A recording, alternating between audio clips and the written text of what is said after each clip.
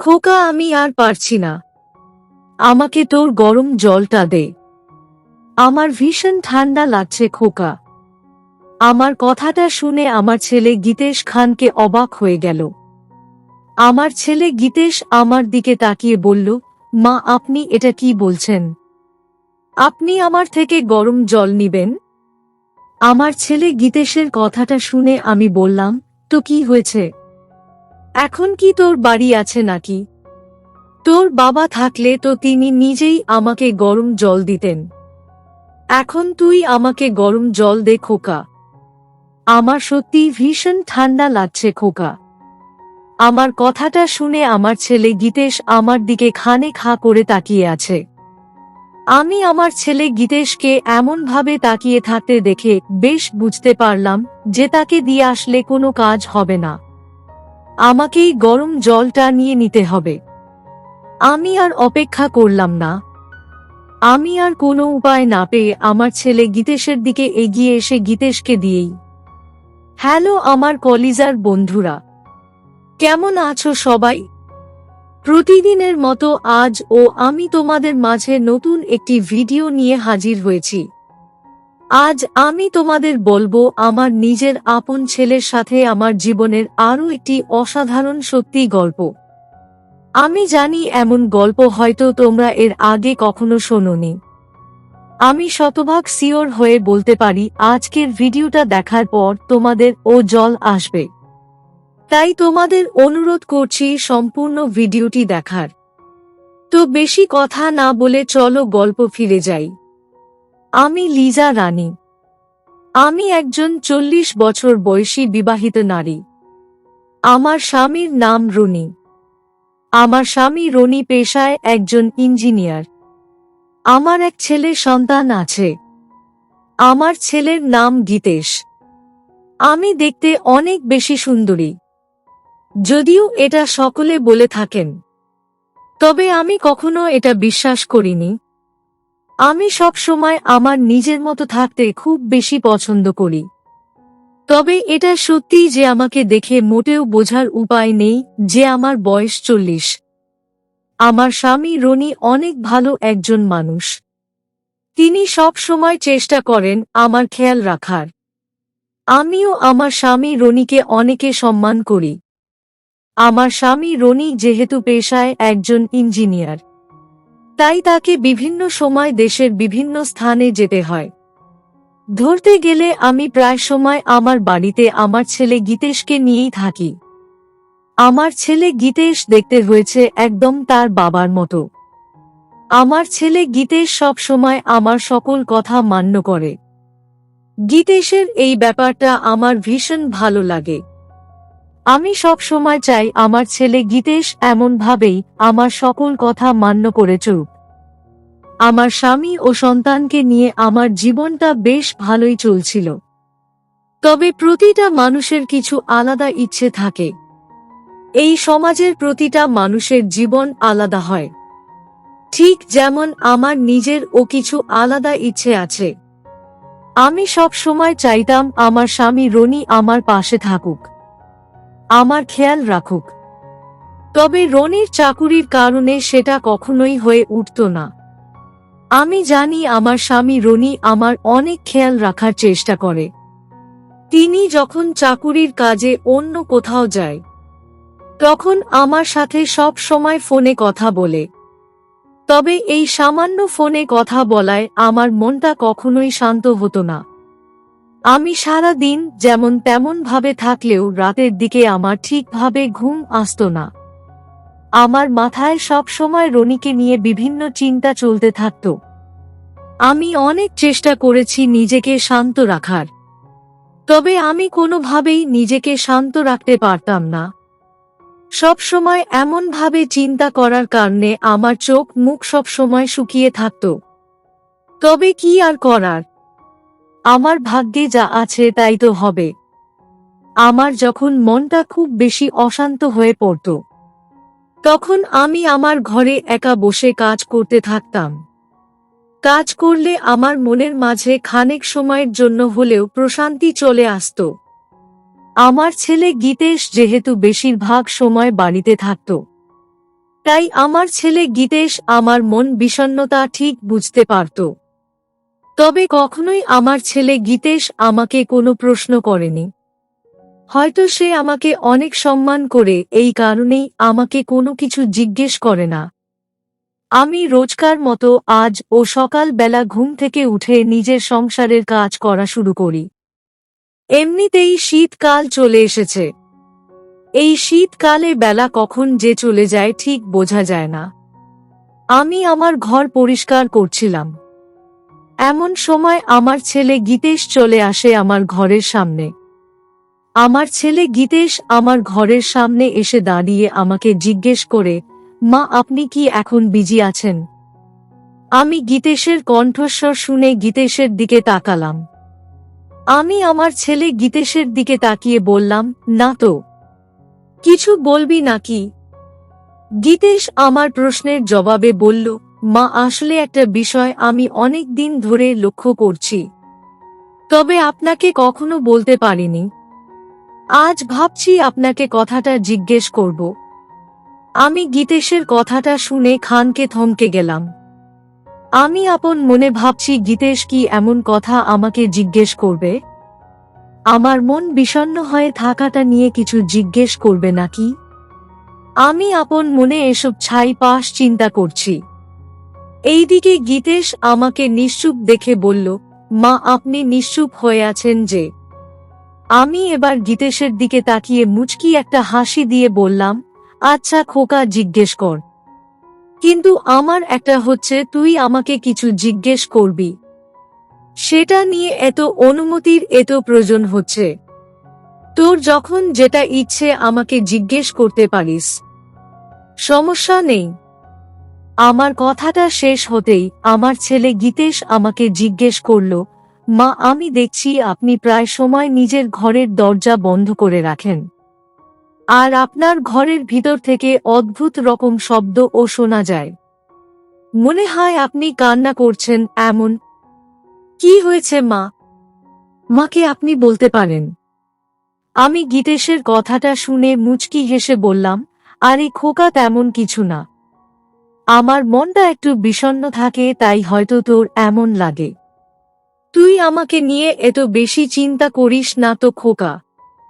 আমি একদম ঠিক আছি।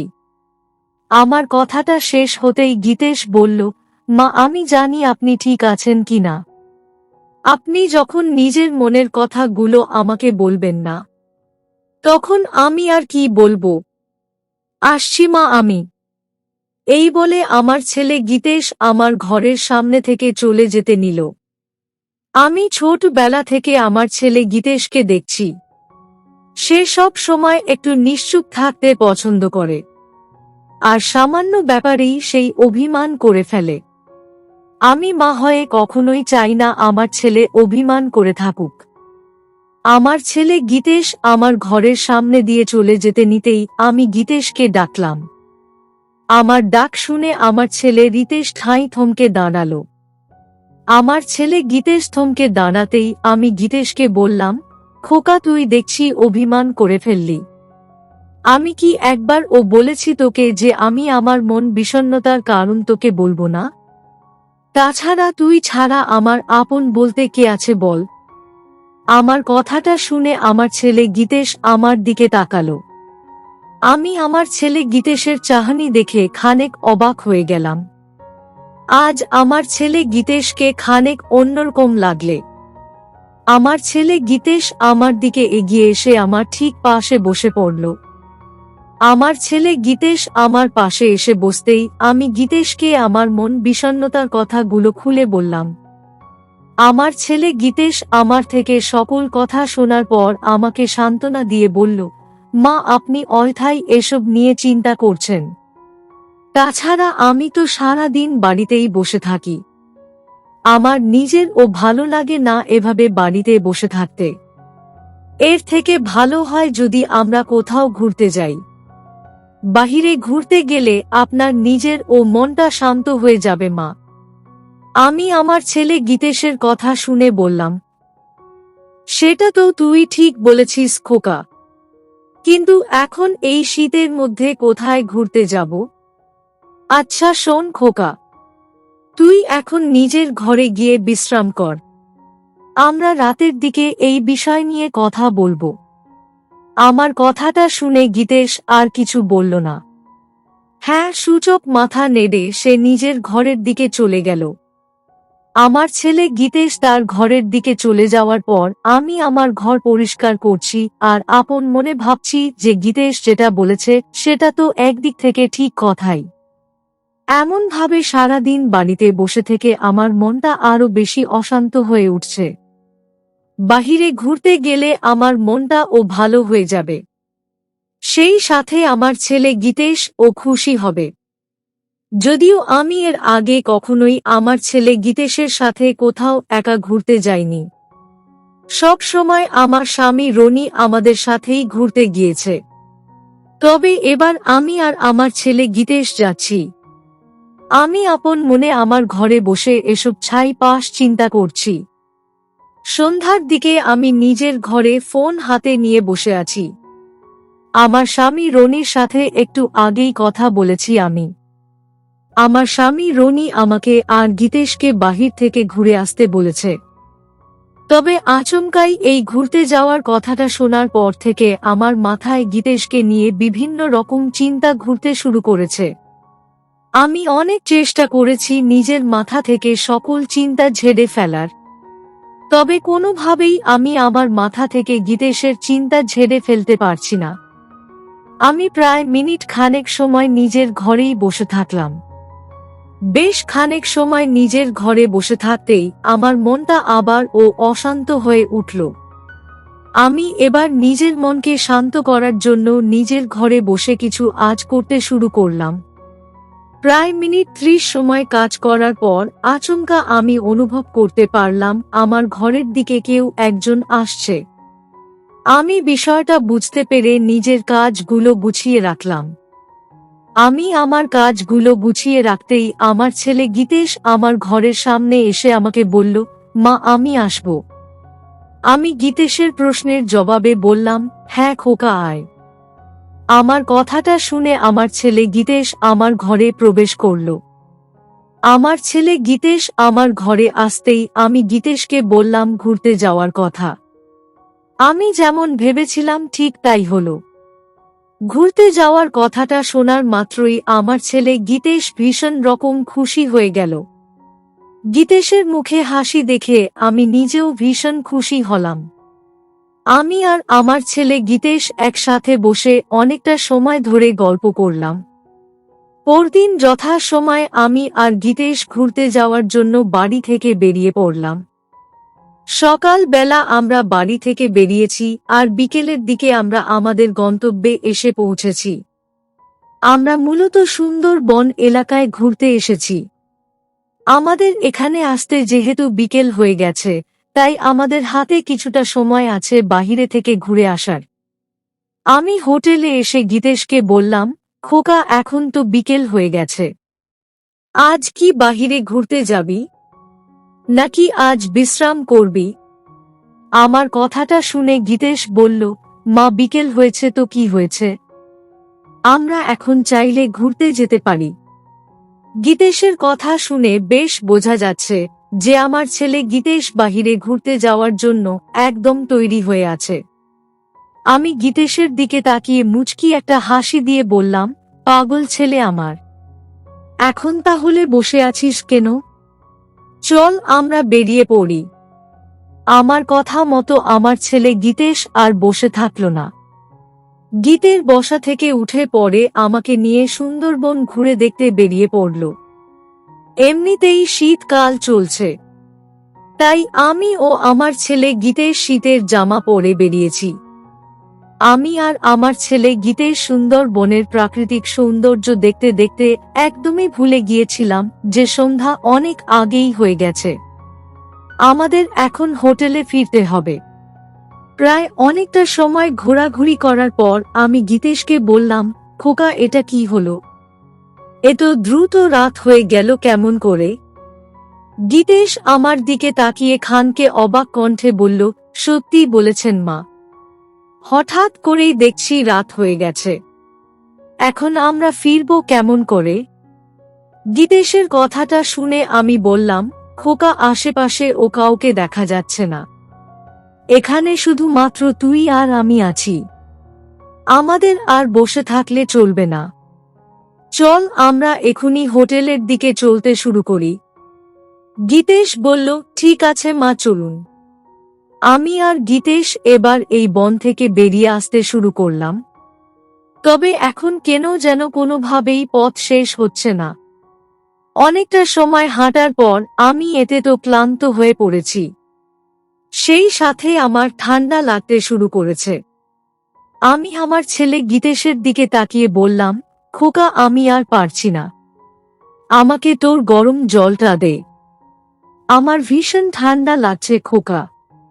আমার কথাটা শুনে আমার ছেলে গীতেশ খানকে অবাক হয়ে গেল।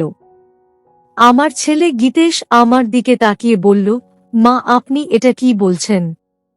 আপনি আমার থেকে গরম জল নিবেন? আমার ছেলে গীতেশের কথাটা শুনে আমি বললাম, তো কি হয়েছে? এখন কি তোর বাড়ি আছে নাকি? তোর বাবা থাকলে তো তিনি নিজেই আমাকে গরম জল দিতেন। এখন তুই আমাকে গরম জল দে খোকা। আমার সত্যি ভীষণ ঠান্ডা লাগছে খোকা। আমার কথাটা শুনে আমার ছেলে গীতেশ আমার দিকে খানে খা করে তাকিয়ে আছে। আমি আমার ছেলে গীতেশকে এমনভাবে তাকিয়ে থাকতে দেখে বেশ বুঝতে পারলাম যে তাকে দিয়ে আসলে কোনো কাজ হবে না। আমাকেই গরম জলটা নিয়ে নিতে হবে। আমি আর অপেক্ষা করলাম না। আমি আর কোনো উপায় না পেয়ে আমার ছেলে গীতেশের দিকে এগিয়ে এসে গীতেশকে দিয়ে আমার জন্য গরম জল তৈরি করিয়ে নিলাম। আমার ছেলে গীতেশ আমাকে গরম জল দিতেই আমি গীতেশকে বললাম, খোকা, শুধু মাত্র গরম জলে হবে না। আমার মনে হচ্ছে আজ রাতটা এখানেই থাকবে হবে। আমার কথাটা শুনে গীতেশ বলল, এখানে থাকবো ঠিক আছে, কিন্তু মা, এখানে বসে থেকে আমরা করবোটা কি? আমি আমার ছেলে গীতেশের কথাটা শুনে মুচকি একটা হাসি দিয়ে বললাম, কেন, আমরা দুজনে মিলে একসাথে বসে গল্প করব। আমার কথাটা শুনে আমার ছেলে গীতেশ ও হেসে ফেলল। অতঃপর আর কি, আমি আর আমার ছেলে গীতেশ এই শীতের রাতে গভীর বনে একসাথে বসে সারা রাত গল্প করলাম। সত্যি বলতে আমি কখনো কল্পনাও করতে পারিনি যে এই বনে থেকে আমি এতটা প্রশান্তি পাব। আমার মনটা আজ একদম শান্ত হয়ে গেছে। আজ আমি মন থেকে অনেক খুশি। তো বন্ধুরা, এই ছিল আমার নিজের আপন ছেলের সাথে আমার জীবনের একটি সত্যি ঘটনা। তোমাদের কেমন লাগলো আজকের গল্পটা? অবশ্যই কমেন্টে জানাবেন। প্রিয় বন্ধুরা, আজকের ভিডিওটি এখানেই শেষ করলাম। যদি আমাদের ভিডিওটি আপনাদের ভালো লেগে থাকে তবে একটা লাইক করবেন এবং চ্যানেলটি সাবস্ক্রাইব করবেন। আজকের জন্য আপনাদের কাছে বিদায় নিচ্ছি। দেখা হবে আগামীকাল নতুন একটি ভিডিও নিয়ে। সে পর্যন্ত সবাই ভালো থাকবেন। ধন্যবাদ।